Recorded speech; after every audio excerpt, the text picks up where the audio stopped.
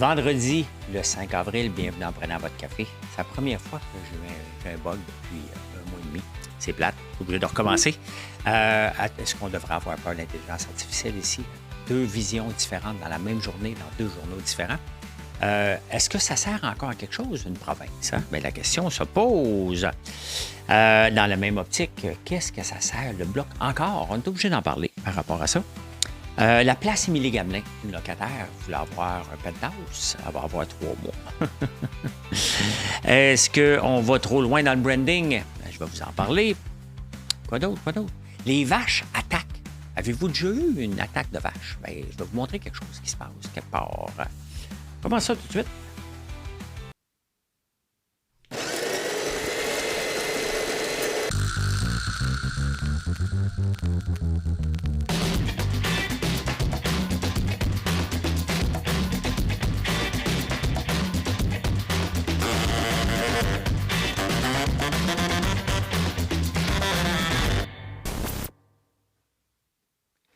C'est quoi les dates pour changer nos pneus? Hein? C'est-tu du 15 décembre au 15 mars? Si c'est ça, il me semble que c'est ça. Là. Il me semble que le 15 décembre, c'était un peu trop tard pour mettre nos pneus d'hiver. Puis il me semble que le 15 mars, c'était un petit peu trop tôt pour les enlever. Je ne sais pas pourquoi faire qu'on a fait une règle à mi-chemin. Hein? Parce que là, avec la tempête, il y a une couple qui ont broyé leur vie ou ils sont restés chez eux. Hein? Ils sont restés chez eux. C'est une bonne tempête. Hein? Est-ce que ça va étirer la saison des sucres? Entre vous et moi, j'espère. J'aimerais ça, mais il y a pas, ça ne veut rien dire. C'est le chaud et le froid qui compte surtout un coup que les arbres sont dégarnis, sont décernés, hein, qu'on appelle. Hey, deux visions différentes aujourd'hui dans les journaux. Dans la presse, il y a une prof qui est fâchée que 40 de ses 120 élèves ont utilisé ChatGPT. Ben, l'élève a sorti une planète qu'il ne savait pas. Là, donc, c'est sûr, ça, c'est un zéro. Hein? Dans le Wall Street Journal, Business School of the United States embrace artificial intelligence. Il l'encourage. Donc, dans deux places, une place qu'on veut la limiter. Au Québec, on veut toujours mettre des règles. Aux États-Unis, ils disent, regarde, c'est là pour rester. Ce qu'on veut développer, c'est des gens qui n'ont pas peur des technologies, qui vont toujours être à l'avant-garde de la technologie et qui vont l'utiliser pour avancer plus vite. Comme les vrais entrepreneurs, on veut toujours réduire le point A et le point B, toujours le réduire, la distance entre le point A et le point B.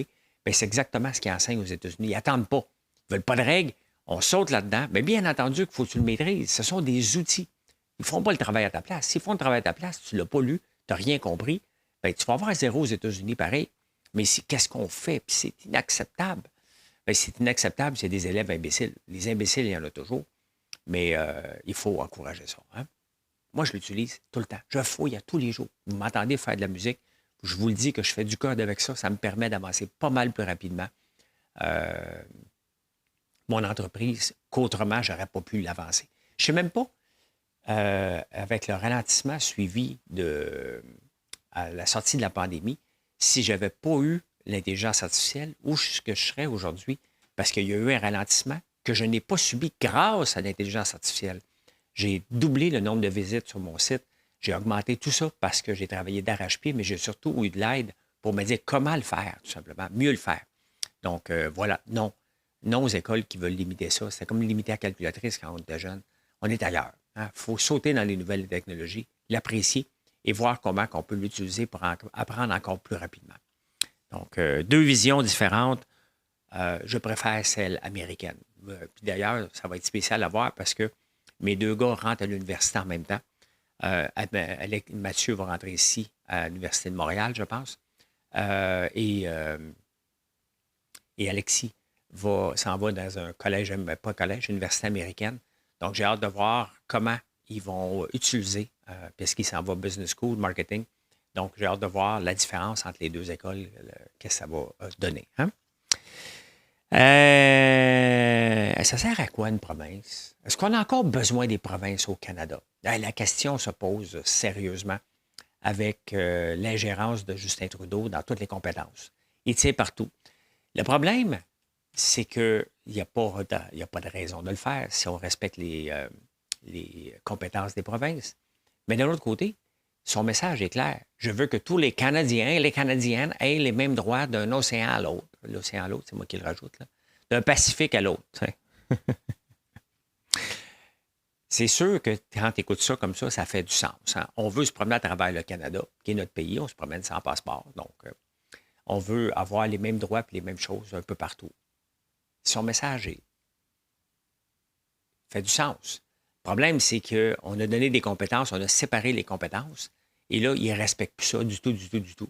Il dit, regarde, si tu veux avoir l'argent, il faut que tu le fasses de ma façon. Il dit le même message à toutes les provinces. C'est pas juste le Québec qui est fâché, là. Mais en même temps, ils veulent avoir de l'argent parce qu'ils sont cassés eux autres aussi. Ils veulent continuer à dépenser. Donc, il y a juste un fou qui dépense, qui est Trudeau. Et les autres disent, écoute, je vais me faire ma trappe parce que je vais avoir de l'argent. Puis moi aussi, je veux continuer à dépenser. Je m'en vais en élection.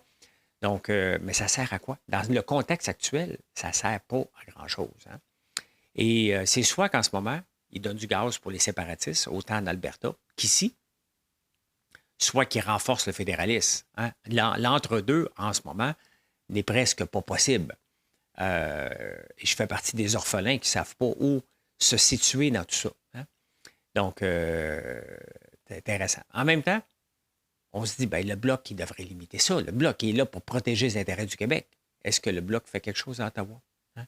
Si le Québec advenait à se séparer, le Bloc devrait démissionner, il ne pourrait plus représenter. Donc, le Bloc ne sert à rien, ne protège pas le Québec de Justin Trudeau comme il devrait le faire, comme il se vante qu'il le fait. Il ne le fait pas du tout, du tout, du tout. S'il pouvait le faire, bien, il pourrait mettre un break à ça, mais il n'a pas le pouvoir de le faire. Il a juste le pouvoir de chialer, puis il ne le fait même pas seulement. Hein? Et la rémunération globale, ça, au mérite, excusez-moi, j'en parle tout le temps. Hein? Je pense que les fonctions publiques ici devraient enlever toutes les fonctions puis les grandes négociations, comme on vient de le voir. Ça fait plus de malheureux qu'autre chose, parce qu'à la fin, tout le monde est malheureux. Ceux qui sont compétents trouvent qu'ils n'en ont pas assez. Ceux qui sont incompétents ne le savent pas qu'ils sont incompétents, parce qu'il y a la même chose que celui qui est incompétent. Donc, ça ne fait pas un système qui marche. Mais peut-être la révolution va passer par la France. On aime ça copier la France quand ça fait notre affaire. Mais la France y pense sérieusement. Hein. Depuis la pandémie, la fin de la pandémie, bien, il y a pas une récession, mais un ralentissement. Donc, les entreprises hésitent à donner des augmentations à tout le monde. Donc, ils se disent, regarde, on va donner des augmentations à ceux qui le méritent. Ceux qui ne le méritent pas, bien, on va tomber dans le 10 puis à l'ère des coupures, parce qu'il y en a, bien, ils vont tomber le coup près. Puis là, ils ont dit, hey, ça marche dans les entreprises. On va le faire dans la fonction publique. Donc, imaginez-vous que le premier ministre, l'équivalent, mettons, que Justin Trudeau le dise, que François Legault le dise et que le maire de Montréal le dise aussi. On s'entend qu'ici, là, de parler de ça, rémunération au mérite, c'est impossible. Hein? On a deux gauchistes à côté dans le tapis, puis on a un peu heureux qui est François Legault. Donc, ça n'arrivera pas qu'on parle de ça, mais pourtant, il faut le faire. Il faut commencer à payer les gens au mérite. La rémunération globale pour tout le monde, puis des grandes conventions collectives, ça rend juste des gens malheureux. Et il faut être prudent de façon budgétaire, donc il faut rémunérer ceux qui performent tout simplement. Si on veut changer notre approche et le gaspillage d'argent qu'on voit en ce moment. Hein? Pourquoi faire, je dis, hein, mais je le dis. J'ai deux nouvelles sur les marathons aujourd'hui. J'en ai une première que je vous parle là, en ce moment. Le pont de New York a un payage. Hein? Et la journée du marathon, ils perdent 750 000 $ de revenus à cause que le pont est fermé pour le marathon. Puis là, ils sont un peu tannés. L'organisation du marathon dit, un peu, je t'emmène 425 millions dans l'économie hein, pour une journée. Le pont, nous autres, on s'en fout, on perd 750 000, donc tu vas nous le payer. Fait qu'il y a une grande bataille. Le marathon de New York, c'était au mois de novembre, je pense. Donc, il y a une grande bataille en ce moment. Est-ce que les marathoniens vont payer le payage? C'est à peu près ça. Bien, ça va être sûrement mis dans le prix d'inscription.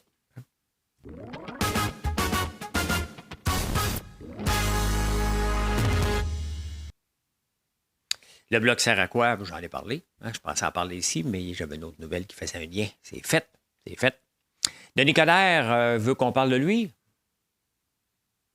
Je peux marcher de la gamme marcher en même temps, là. Je peux marcher de la gamme marcher en même temps, là. Bon, il est capable de le faire. Fait qu'il est capable de se présenter au libéral puis critiquer la politique municipale aussi. Fait que là, lui, il y a eu deux sources sûres. Il est rendu journaliste, Denis Coderre. Que Valérie Plante ne se présenterait pas et que ce serait Luc Rabouin du plateau qui se présentera à sa place aux prochaines élections. Elle n'a pas l'air d'une femme qui ne va pas se représenter. Et je ne suis pas sûr qu'on veut le Grabouin qui se présente. T'sais, quand tu représentes le plateau, normalement, pas de référence. euh,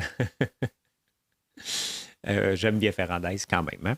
Je l'aime bien, mais je trouve pas qu'il a fait du bien tant que ça au plateau. Le plateau, c'est pas développé. Hein? Le plateau, c'est pas développé. Il n'y a pas beaucoup de construction sur le plateau. On n'a pas grandi en hauteur. Il va falloir le faire à un moment donné. Donc, il est beau, le plateau, moins qu'avant. Hein? Il n'y a pas grand place qui sont belles à Montréal. Les poubelles sont partout. Il n'y a pas de quartier vraiment que tu vas...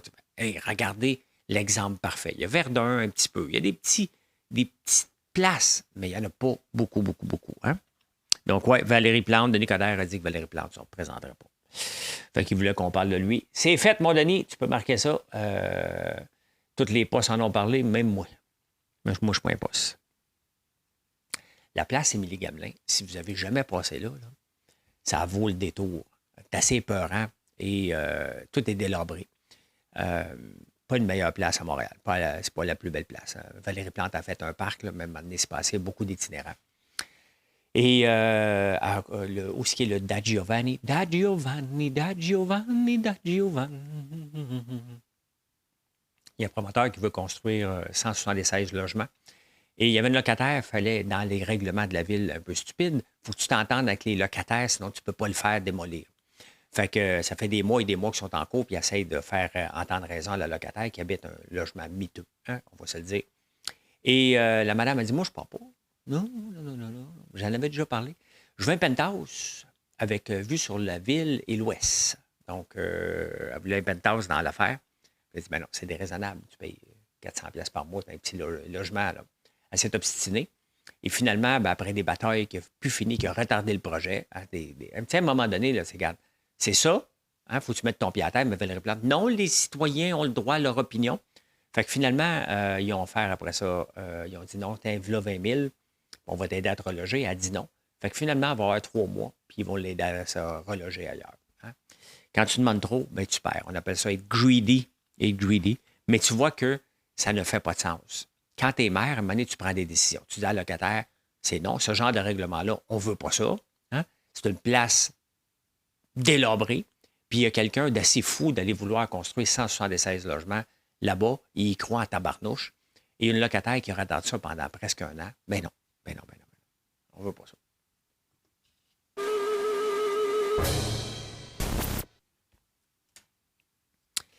Là, vous allez m'aider un petit peu. Hein? J'ai un petit peu de travail pour vous. Aujourd'hui. Monsieur Rinfrain est élu maire de Montréal. On est le 5 avril 1932 et l'administration Hood est défaite. Bon. Là, ce qui me surprend, je ne me souviens pas quand est-ce qu'on votait aux 2 ans. Je suis le maire de tout le monde et j'entends l'aide pour 2 ans durant. Hein? On peut voir l'élection de 1914, 1916, 1918. Donc, on votait. Camille Hood, il était en 1926, je crois. Donc, on votait aux 2 ans. D'après ce que j'ai fouillé rapidement, mais je n'avais pas le temps de faire une thèse, là, ça serait depuis 2001 qu'on vote aux 4 ans. Hein? Ça serait assez le fun d'avoir 2 ans. On pourrait voter contre Valérie Plante à tout le temps. Mais je ne me souviens pas jusqu'à quand, mais c'est aux 2 ans dans ce temps-là. Il n'y avait pas de TV là, à ce temps-là. Hein? Puis il y avait la radio, mais les gens se massaient aux abords de la presse. C'est ça, imaginez-vous, là, la rue Saint-Jacques, je pense, où est-ce que la presse est. Une foule énorme massée aux abords de la presse a suivi à l'écran les phases du verdict. Bon, il y a dû avoir un écran d'abord.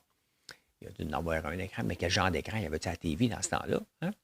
Et écoutez comment il racontait l'histoire dans ce temps-là. Comme l'obscurité commençait à tomber sur la ville à la fin d'une journée ensoleillée marquée de tensions et fiévreuses activités, le froid survint, cru, quasi automnal, au travers d'un ciel bleu éclair. Un peu après 6 heures, arrivèrent les premiers spectateurs des coins Saint-Jacques et Saint-Lambert. Grande histoire de température. C'est un roman, tabarnouche. Tout ça pour dire qu'il a gagné pour 2 ans, puis il va être le maire de tout le monde pendant 2 ans. Après ça, c'est plus son tour.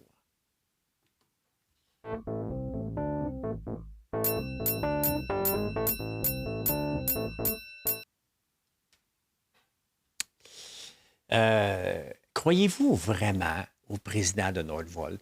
Croyez-vous vraiment à Pierre Fitzgibbon dans ce dossier-là? Je rappelle que Pierre Fitzgibbon est aussi le gars derrière Flying Wells, un gros ballon qu'on ne sait pas, je pense qu'on a mis 70 millions là-dedans. J'écoutais le président de Nordvolt venir raconter son histoire, puis pourquoi, qu'il aurait pu faire mieux, mais il y a quelqu'un qui a demandé est-ce qu'on. Vous avez demandé d'autre argent, il dit on pourrait, mais on ne l'aura pas. On voudrait, mais on ne l'aura pas. Puis là, eux autres, là, il y a une fenêtre d'opportunité, c'est pour ça que ça presse. Parce qu'il y a une fenêtre d'opportunité en 2025 et 2027 qu'il faut que l'usine soit prête. Ils ont un gros client qui est prêt. Là, on s'entend, là. On est des actionnaires majeurs dans le dossier. Hein. Le client, c'est qui? Qui est le client qui va acheter les batteries de Nordvolt? Je pense qu'à cette étape-ci, là, on devrait le savoir. Pensez-vous pas? Vous ne pensez pas? Y pensez-vous? Qu'est-ce que vous en pensez? Tiens. Hein? On s'est déjà fait faire le coup avec la C-Série. Je vous rappelle à un moment donné que la C-Série n'en vendait pas à personne. Et Delta, Bombardier avait convaincu Delta, viens faire une annonce nous disant que tu en as 75. Tu vas en acheter 75, ce qui n'est jamais arrivé. Hein? C'est jamais arrivé. Mais on avait fait ça. Maintenant, si on s'installe ici pour mettre de l'argent, pour rassurer les Québécois pour dire que c'est un maudit bon projet, qui est ce client qui va acheter les batteries? Ça semble être un pari majeur, hein? Parce que si un client il y a une lettre d'intention ferme, pas une lettre d'intention, ça ne vaut rien. Une lettre d'intention ferme. Qui est ce client? Est-ce que c'est Ford, GM? Qui est ce client? Existe-t-il où il a mis des conditions puis il ne veut pas qu'on entende parler de lui? Je pense qu'on doit le savoir à cette étape-ci. Je ne comprends même pas que les journalistes ne le demandent pas et n'insistent pas pour le savoir. Qui est ce client-là? Il n'existe pas. Vous savez pourquoi on n'en parle pas? Il n'existe pas. Combien de fois? Ah, j'ai un client, tu vas voir. Là. Donne-moi le contrat, tu vas voir, moi l'avoir. La plupart du temps, c'est des menteries, ça. Si on a un client, on le dit. Moi, si je rentrerais chez Couche-Tard, vous le direz. Si je rentrerais. Non. Si j'avais aidé la Couche-Tard, je vous le dirais ça. Je suis avec une grande firme, ça approche. Hein? Donc, je n'y crois pas du tout à l'histoire de Nordvolt et son client. Il s'achète du temps pour dire j'ai un client, mais puisque ça va prendre plus de temps parce qu'il n'y a aucun projet qui est livré à temps au Québec, pourquoi celui-là serait livré à temps? Il va dire on ne l'a pas livré à temps quand il va trouver des excuses dans 3-4 ans. C'est pas que je veux être prophète de malheur, là, mais maintenant, quand tu suis les nouvelles de proches et les finances de proches et ce genre de dossier-là, ça ne marche jamais. Regardez la mine Diamant, Renard et Stornoway. Regardez Taiga. C'est écrit dans le ciel. Flying Well, pensez-vous vraiment à un moment donné que vous allez voir une maison à partir de Montréal pour monter dans le Grand Nord, cracher après un ballon? Ça n'arrivera jamais, là. Hein? Ça n'arrivera jamais. Hey, Lightspeed, une compagnie qui était aussi derrière le panier bleu, hein? A annoncé des coupures. Ça fait 2 fois qu'il annonce des coupures de 10 cette fois-là, et l'action monte. Vous voyez, quand on annonce des coupures dans un cadre de bourse, l'action monte. Elle est partie de 13 à 14 piastres. Puis si on regarde depuis 6 mois, depuis que il a mis son président dehors, donc il y avait un espoir ici au début janvier, ça valait 27. On a un mauvais résultat ici, et là, ça repart vers la hausse. Donc, pourquoi on a si tant peur que ça? Mais ça me semble pas une bonne phrase, ça. Pourquoi on a autant peur de faire des coupures dans la fonction publique? J'ai parlé de rémunération au mérite. Pourquoi on a si peur que ça? Hein? Vous voyez les impacts? Dès qu'on annonce des coupures dans les compagnies, les gens réagissent et disent « Ah, c'est une bonne nouvelle. On aime ça, ça veut dire que tu gères bien. » Et quand ça arrive aux fonctions publiques, ah, le maudit, hein?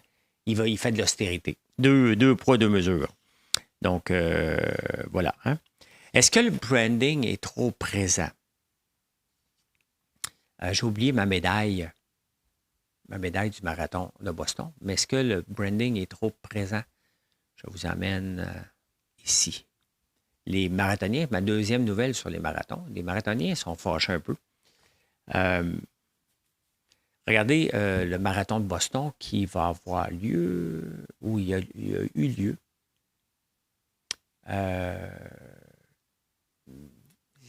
C'est bientôt, je pense, où ça a eu lieu dernièrement. C'est le 128e, Bank of America. Et là, les marathoniens, ils disent, ouais, donc Bank America, là, avant, c'était Boston Athletic, je vais vous le montrer demain, Boston Athletic Organization, quelque chose comme ça. Là, tu as un Bank of America sur le Boston Marathon. Pour les puristes, c'est un peu trop. Hein. Et je suis d'accord, un peu à ce niveau-là, mais quand même, hein? Quand même. Donc, est-ce que le branding va...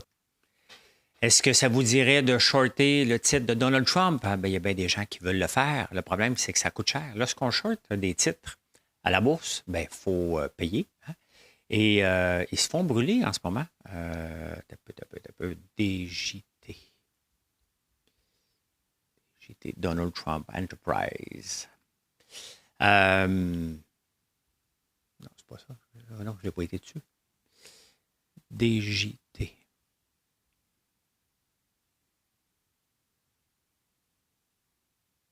Ah, il est là. Bon.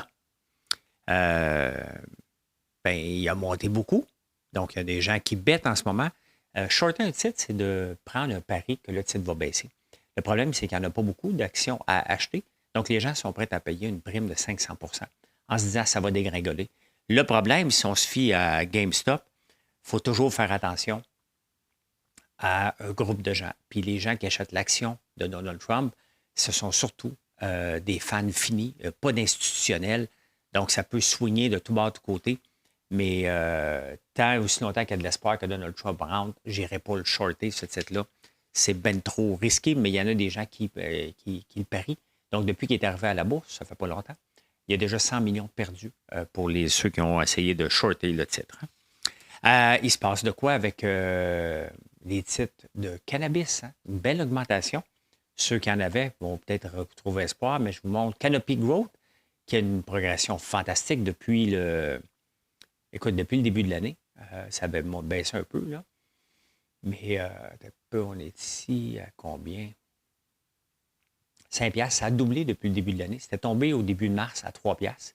Et là, il y a de l'espoir avec l'Allemagne. Il y a de l'espoir avec les États-Unis qui légaliseraient le cannabis dans certains États, donc la Floride, je pense. Donc, c'est intéressant. Mais je vous rappelle que Canopy Growth a déjà été à 530 piastres. Et malheureusement, il y en a qui m'écoutent en ce moment qui l'avaient probablement quand ça valait 530 piastres. Je le sais. Vous pouvez acheter aussi par l'entremise d'un fonds mutuel qui est HMMJ. Lui ici qui monte beaucoup, mais regardez, lui ici a déjà valu 90 piastres dans le temps que c'était à la folie, à 11 piastres. Donc, ceux qui l'ont acheté ici ont encore bien des années à attendre, mais au moins, il y a de l'espoir. Hein? Des fois, puis on peut le voir que, qu'est-ce que ça représente, ça? Ça représente exactement l'euphorie, hein? Un nouveau secteur qui arrive. Les autos électriques, on l'a vécu. Le cannabis, on avait passé par là. L'intelligence artificielle, on va en voir un paquet qui tombe. Ils vont gagner parce qu'il y a déjà des revenus. Le cannabis, c'était juste trop. Ils produisaient. On le voit que les producteurs ou les fabricants d'autos, ça ne marche pas. Donc, ça prend du temps. Il y en a beaucoup qui vont tomber. C'est normal dans un nouveau marché. Cannabis, c'est un nouveau marché. Véhicule électrique, c'est un nouveau marché. Faites attention. Il y a toujours l'euphorie du début. Puis après ça, je pourrais vous parler aussi de toutes les viandes qui ne sont pas des viandes, toutes les faux patentes. Là. Fait que voilà. Ça va être solide.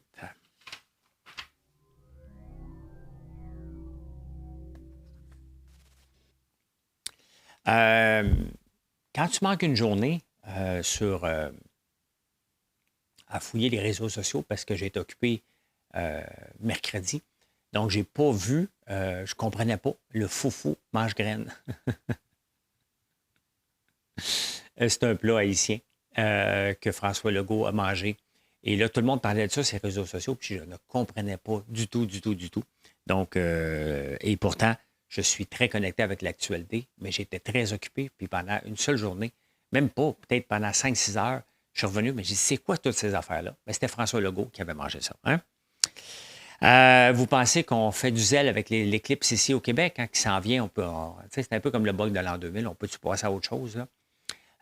Dans 3 jours. Donc, certains détenus des prisons à New York évoquent les droits constitutionnels à pratiquer une religion. Selon eux, regarder un éclipse fait partie de leur processus religieux. Et ils ne peuvent pas être enfermés parce que les prisons vont être fermées, puis les gens ne pourront pas regarder dehors pendant l'éclipse de l'État de New York. Donc, on n'est pas tout seul au Québec. Hein. Même, on trouve que ça ne fait pas de sens, mais il y a bien du monde aussi qui font pas de sens à bien des places. Hein. Working 9 to 5. Dolly Parton chantait cette chanson-là. Elle disait que c'est all talking and no grinding. Donc, finalement, tu perds ton temps à faire du 9 à 5. Non. Les études ont prouvé que si vous faites du 9 à 5, plus jeune, le plus tôt possible dans votre carrière, mais en vieillissant, vous allez avoir moins de problèmes de sommeil et moins de dépression. Donc, voilà. Hein? Intéressant. C'est quand même, c'était un peu, pour moi, c'était dépressant faire du 9 à 5. Et pourtant, sur le long terme, ça a l'air que c'est mieux. Hein? Et finalement,